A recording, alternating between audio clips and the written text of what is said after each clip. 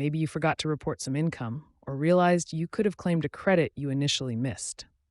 That's where amending your tax return comes in, and that's exactly what we'll be diving into now. This scenario revolves around navigating the often confusing Form 1040X, the amended U.S. individual income tax return.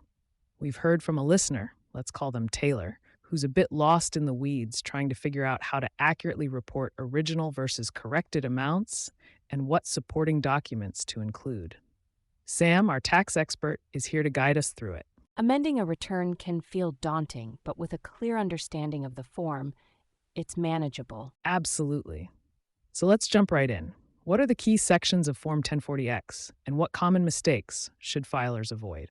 Form 1040X is divided into three main parts.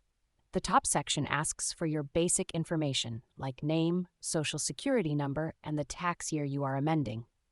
The middle is where the magic happens. It has columns for the amounts you originally reported, the changes you're making, and the corrected amounts. The bottom section is for explaining the reason for your amendments. Be specific. A common mistake is not clearly explaining why you're changing the return. The IRS needs to understand the reason behind the correction. So, if I understand correctly, it's not enough just to change the numbers. I also have to explain why I'm changing them.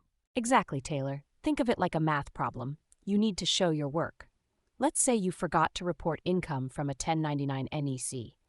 You'd enter the original amount 0, the change, the amount from the 1099 NEC, and the corrected amount, the same as the change in this case.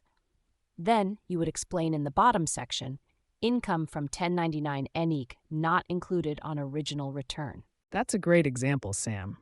This reminds me of what we discussed earlier about accurately tracking all your income sources, especially for freelancers or those with multiple income streams. This makes a lot of sense. What about supporting documents? Do I need to send in copies of everything? You need to include any forms or schedules that support the changes you're making. If it's related to a 1099, include a copy of that 1099. If it's a change to your itemized deductions, attach Schedule A reflecting the corrected deductions.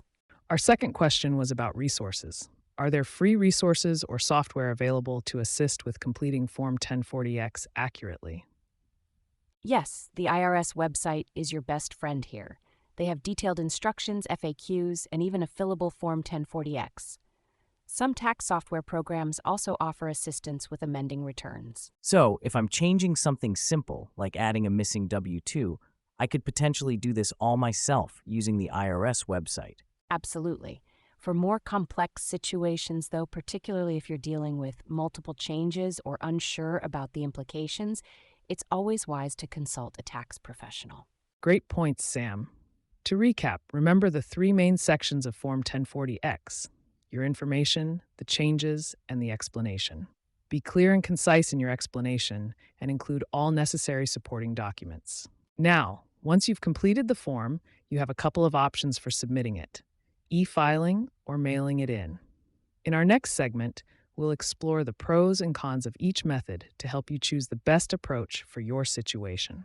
In the meantime, be sure to visit the IRS website for detailed instructions and downloadable Form 1040X resources.